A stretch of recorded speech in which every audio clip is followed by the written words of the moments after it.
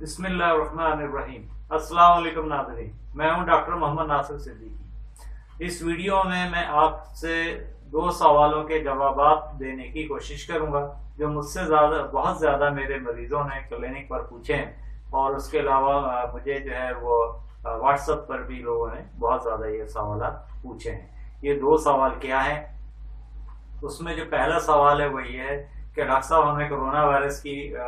Infection ہوئی، ہم نے ٹیسٹ کروایا، ہمارا ٹیسٹ پازیٹیو آ گیا، اور پازیٹیو آنے کے بعد ہم نے جناب پورے 14 دن کا یعنی 2 ہفتے کا ہم نے آئسولیشن کا پیریڈ مکمل کر لیا۔ ہمیں بخار تھا، نزلہ زکام تھا اور کھانسی تھی، اور 14 دن ہمارے مکمل ہو گئے۔ اس وقت ہمیں کوئی بھی سمٹم نہیں ہے، نہ کھانسی ہے، نہ بخار ہے، نہ نزلہ ہے، اور نہ ہمارے جسم میں درد ہے، ہم بالکل ٹھیک ہیں۔ تو کیا ہم اپنا یہ جو ہے آئسولیشن ہی ختم کر دیں، یا ہم ابھی آئسولیشن ختم نہ کریں، ہم دوبارہ جو ہے کرونا وائرس کا ٹیسٹ کروائیں اور انتظار کریں کہ جب تک ہمارا کرونا وائرس کا ٹیسٹ نیگیٹو نہیں ہوتا ہم اپنی آئسولیشن کو ختم نہ کریں؟ تو اس کا جواب جو ہے دینے کے لیے میں آپ کو لے کر چلتا ہوں WHO کی ویب سائٹ پر اپنے لیپ ٹاپ کے ذریعے، اور وہاں پر جو انفارمیشن موجود ہے اس کے مطابق آپ کو جواب دینے کی کوشش کرتا ہوں۔ تو آئیے چلتے ہیں ہم اپنی لیپ ٹاپ کی اسکرین پر، اور وہاں WHO یعنی ورلڈ ہیلتھ آرگنائزیشن کا پیج کھلا ہوا ہے، اور اس میں کیا معلومات ہیں دیکھتے ہیں۔ جی تو ناظرین، اس وقت میں آ چکا ہوں اپنے لیپ ٹاپ کی اسکرین پر، اور اس وقت میرے سامنے جو ہے وہ WHO یعنی ورلڈ ہیلتھ آرگنائزیشن کا جو پیج ہے انٹرنیٹ پر وہ اوپن ہے، اور اس کے اندر سیکشن جو ہے وہ نیوز روم کا کھلا ہوا ہے، جہاں پر میرا ماؤس کا کرسر آپ کو نظر آ رہا ہے۔ اور اس وقت آپ کے سامنے جو ہے ایک ہیڈنگ نظر آ رہی ہے جس میں لکھا ہوا ہے criteria for releasing COVID-19 patient from isolation. تو اس میں انہوں نے اس کا بیک گراؤنڈ بھی دیا ہے، اور یہ 27 مئی 2020 کو ایک نئی اپڈیٹ جو ہے وہ جاری کی گئی ہے۔ تو اس کے ساتھ ساتھ یہاں پر آپ کو میں اگر نیچے جا کے دکھاؤں تو جو پریویس ریکمنڈیشن تھی ان کی، جو کہ 12 جنوری 2020 کو پبلش ہوئی تھی، وہ بھی یہاں پر موجود ہے۔ اس کی پرانی ریکمنڈیشن کے مطابق اگر کسی کو کرونا وائرس ہوتا ہے اور کرونا وائرس کا ٹیسٹ پازیٹیو آتا ہے تو پھر اس کے بعد وہ 14 دن کے لیے آئسولیشن میں جائے گا۔ یہاں پہ لکھا ہوا ہے the initial recommendation to confirm clearance of the virus and thus allow discharge from the isolation required a patient to be clinically recovered and to have negative RT-PCR results on sequential samples taken at least 24 hours apart۔ اس کا مطلب یہ ہے کہ اگر ایک دفعہ کوئی patient جو ہے وہ آئسولیشن میں جاتا ہے 14 دن کے لیے، تو 14 دن مکمل کرنے کے بعد جو وہ سمٹم فری ہو جاتا ہے، تو پھر اس کے بعد اس کے لیے ضروری ہے کہ اس کے 2 PCR کے ٹیسٹ جو ہیں وہ نیگیٹو آئیں 24 گھنٹے کے وقفے سے، یعنی ایک ٹیسٹ لیا جائے اس کے بعد دوسرا ٹیسٹ جو ہے وہ 24 گھنٹے کے بعد لیا جائے، اور یہ دونوں ٹیسٹ اگر اس کے نیگیٹو آتے ہیں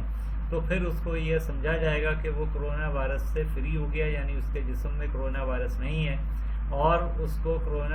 اس کو آئسولیشن سے جو ہے وہ باہر نکال دیا جائے گا، یعنی کہ وہ اب اپنی عام زندگی یعنی یوزول لائف جو ہے وہ اسٹارٹ کر سکتا ہے۔ یہ تھی پرانی ریکمنڈیشن۔ اب نئی ریکمنڈیشن کیا آئی ہے، اس میں اس کا بیک گراؤنڈ جو ہے وہ انہوں نے یہاں پر دیا ہے، اور یہاں پر جو ایک بات مینشن ہے وہ یہ ہے criteria for discharging patient from the isolation یعنی ڈسکنٹینیویشن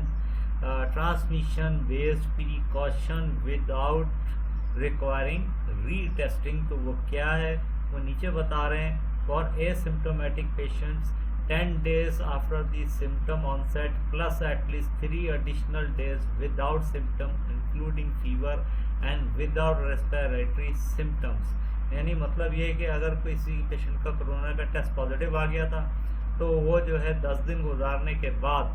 مزید 3 دن تک آئسولیشن میں رہے گا، اس صورت میں کہ اس کو فیور نہ ہو اور اس کو کسی قسم کی سانس کی کوئی تکلیف جو ہے وہ نہ ہو، اور دوبارہ ری ٹیسٹنگ کی ضرورت نہیں ہے، بھائی یہاں لکھا۔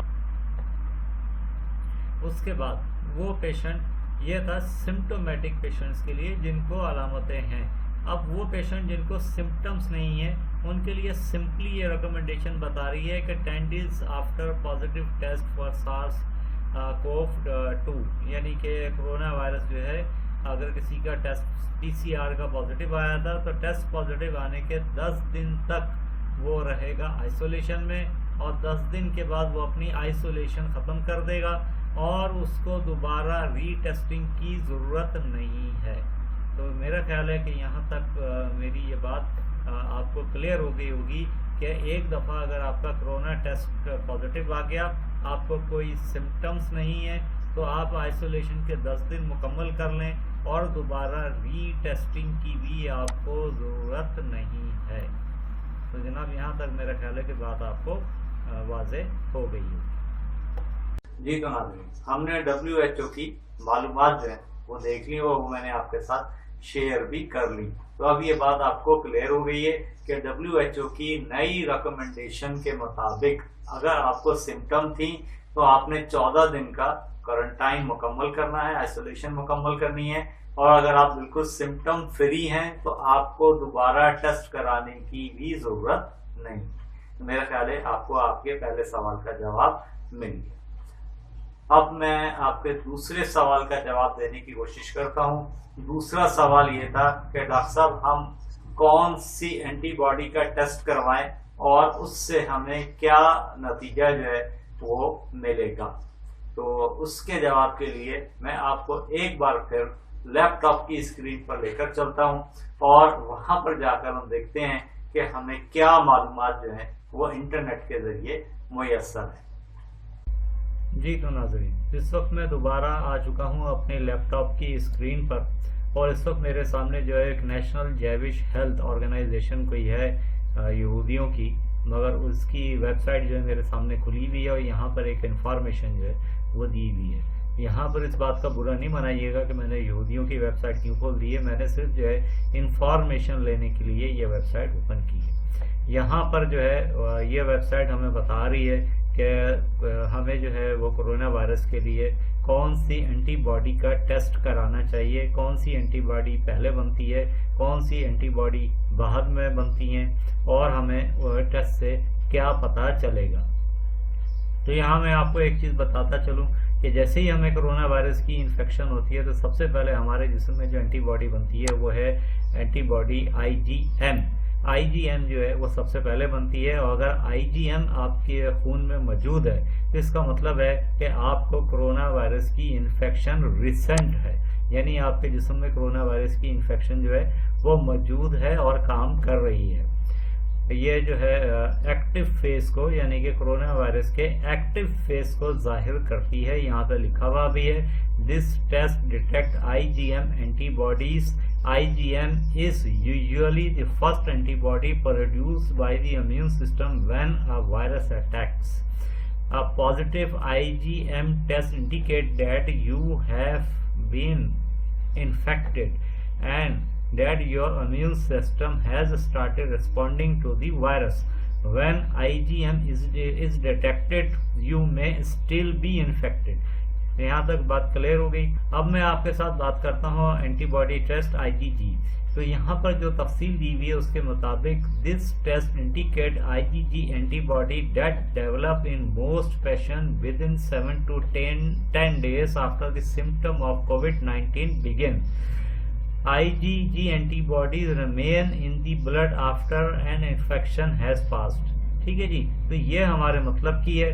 These antibodies indicate that you may have had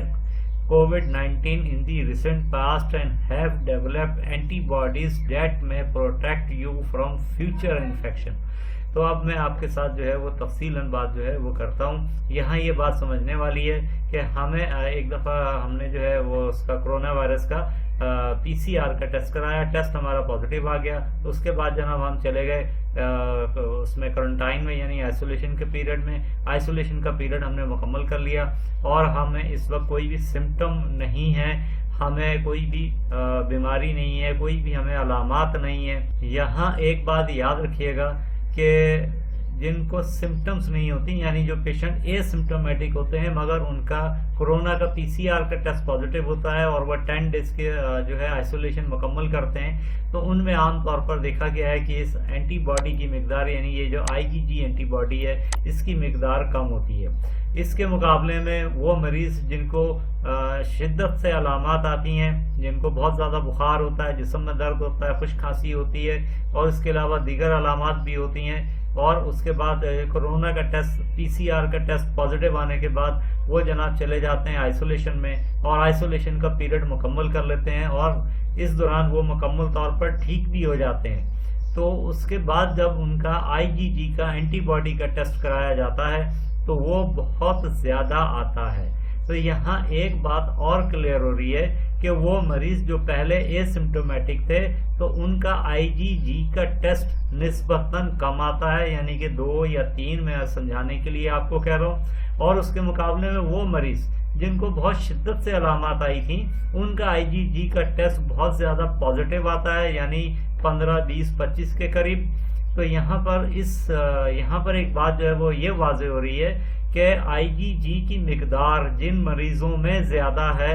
उनको दोबारा फ्यूचर में इन्फेक्शन होने के चांसेस बहुत ही कम है, बल्कि ना होने के बराबर है। और इसके मुकाबले में वो मरीज जिनका आईजीजी का टेस्ट पॉजिटिव तो है मगर आईजीजी एंटीबॉडी की मिकदार जो है वो कम है, यानी 2-3 है, तो हो सकता है कि उनको दोबारा ये कोरोना वायरस की इन्फेक्शन हो जाए। मगर यहाँ एक बात आपको मैं और बताता चलूँ